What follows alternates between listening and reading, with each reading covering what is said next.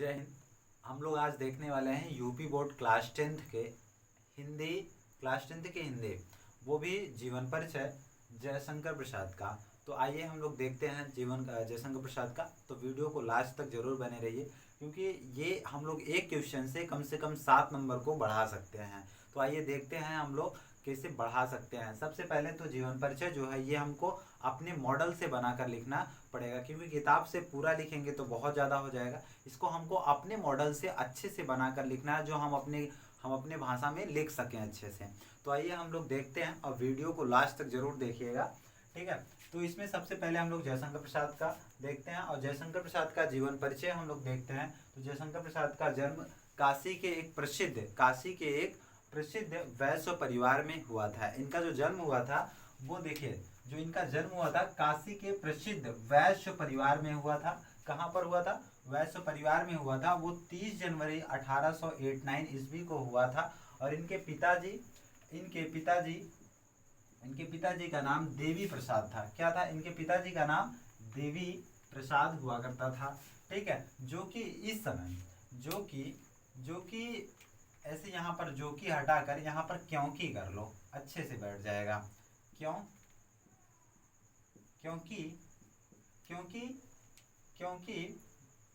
क्योंकि प्रसाद जी, अब यहाँ से करेंगे ना प्रसाद जी, क्योंकि प्रसाद जी जन्म से, क्योंकि इसको अपने से हम लोग मॉडल से, किताब से नहीं, हम लोग अपने मॉडल से बनाकर लिखेंगे तो हमको अच्छे से नंबर मिलेंगे। क्योंकि किताब की पूरी बातें लिख देंगे तो ऐसा माना जाएगा कि हम लोग कॉपी किए हैं या तो नकल किए हैं, ठीक है। तो इसमें हम लोग इस वजह से देखिए बहुत सारे चीज अपने मॉडल से हम लोग लिखे हैं कि जो शब्द बैठ सके। तो प्रसाद जी, इनके पिताजी का नाम क्या हुआ करता था? देवी प्रसाद हुआ करता था। क्योंकि प्रसाद जी जन्म से ही साहित्यिक वातावरण में ही पले बड़े थे। क्यों? क्योंकि इनके पिताजी पहले से ही साहित्यिक में थे। तो इनके जो ये लगभग 9 वर्ष में ही कविता को लिख चुके थे। तो इनके माता और पिता का ये आशीर्वाद था कि बेटा तुम आगे चलकर बहुत बड़े कवि बनोगे, ठीक है। फिर उसके बाद ये देखो बहुत बड़े कवि, मतलब कि साहित्यिक वातावरण के बहुत बड़े कवि बने, ठीक है। तो जयशंकर प्रसाद जी बाल्यावस्था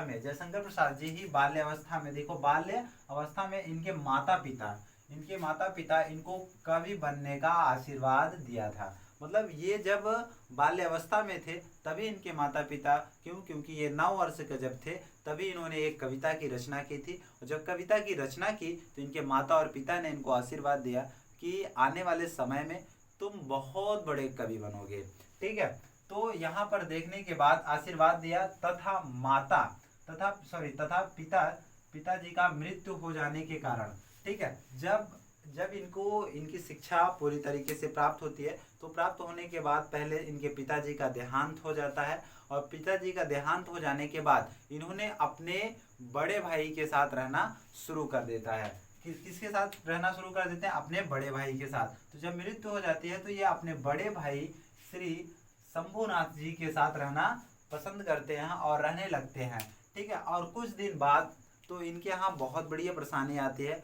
कुछ दिन बाद जब इनकी माता जी का देहांत हो जाता है, और देहांत होने के बाद इनके अपने बड़े भाई क्या रहने लगे थे, और बड़े भाई का भी कुछ दिनों बाद इनके बड़े भाई का भी मृत्यु हो जाती है। और मृत्यु होने के बाद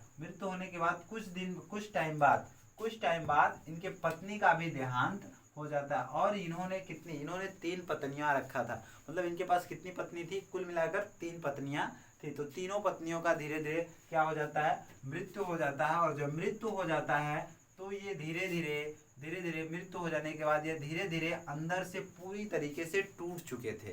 भाई, जिसका परिवार ही पूरा चला जाए तो वो अंदर से क्या हो जाएगा? पूरी तरीके से वो अंदर से क्या हो जाता है? वो टूट गया। और टूटने के बाद बहुत संघर्ष किया था भाई। संघर्ष और चिंताओं से ये स्वास्थ्य इनका जो संघर्ष और चिंता से इनका जो स्वास्थ्य था वो पूरी तरीके से खराब हो चुका था, क्योंकि वो टूट चुके थे यार। और टूटने के बाद जो इनका संघर्ष थी, जो इनकी कहानी थी, जो इनकी चिंता थी, पूरी तरीके से ये अपने फैमिली के बारे में सोचते रहे। और सोचते धीरे धीरे इनकी स्वास्थ्य क्या होती गई? इनकी स्वास्थ्य बिगड़ती गई, बहुत ज़्यादा बिगड़ती हुई चली गई, मतलब हानि होना शुरू हो गया। तो धीरे धीरे ये क्षय रोग से पीड़ित हो गए। किससे?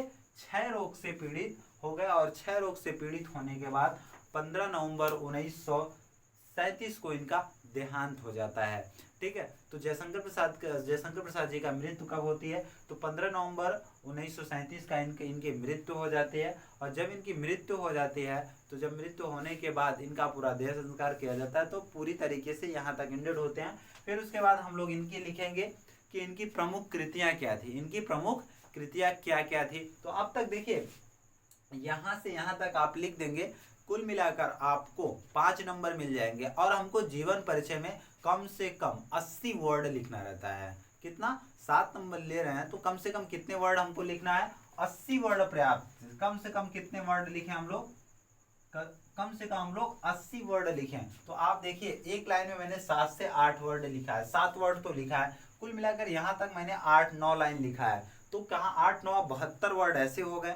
अभी मैंने इसमें देखिए नाटक और कवियों को लिखा हूँ, तो इसमें भी अभी हो जाएंगे 80 वर्ड से ज्यादा हो जाएंगे। तो हम लोग नाटक में इनको क्या है, देखो चंद्रगुप्त, स्कंदगुप्त, अजातशत्रु, ठीक है, अजातशत्रु और विशाल, ये इनकी जो है क्या है भाई, एक नाटक है।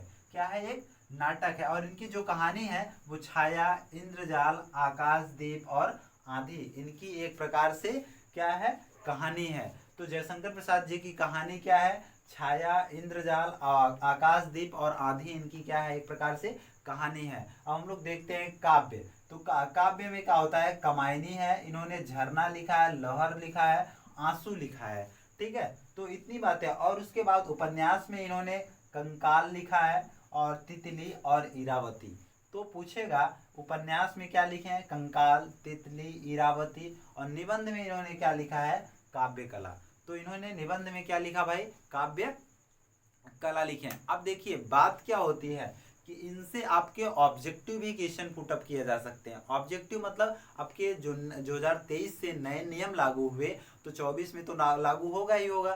तो आपके 20 नंबर में से ये भी इसमें पूछा जा सकता है कि जयशंकर प्रसाद की एक कहानी का नाम बताइए। या तो उसमें 4 ऑप्शन दिया रहेगा, जयशंकर प्रसाद की इसमें से कहानी कौन है।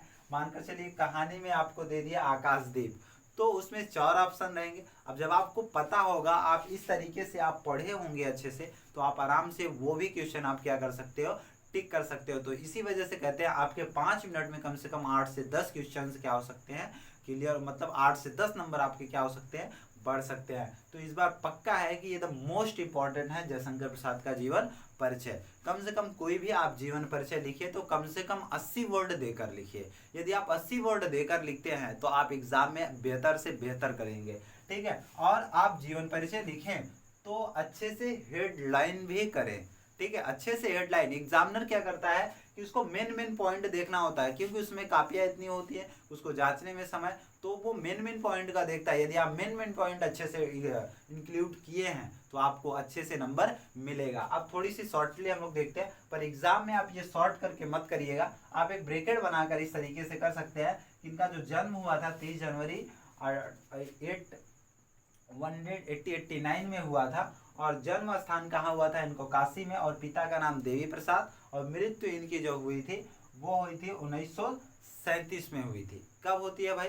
1937, 15 नवंबर 1937 की इनकी मृत्यु हो जाती है। तो मैक्सिमम ये अपने एज के 45 ईयर्स तक जिए थे। बस कितने ईयर्स तक? 45 तक इन्होंने जिया था। आपको जोड़कर लिखना है तो मैं बता दे रहा हूँ, आप जोड़कर लिख सकते हैं, पर मुझे 80 वर्ड ही लिखना है, 80 वर्ड से ज्यादा नहीं लिखना है। जब 80 वर्ड लिखना है तो हमने 80 वर्ड अच्छे से लिख लिया है। और इसको आप 1 से 2 बार वीडियो को और शुरू से लास्ट तक आप देख लेंगे तो आपको अच्छे से समझ में वीडियो आ जाएगी। ठीक है, कम से कम इससे आप 8 नंबर इंक्रीज कर सकते हैं ओनली 5 मिनट में। तो जहां तक आशा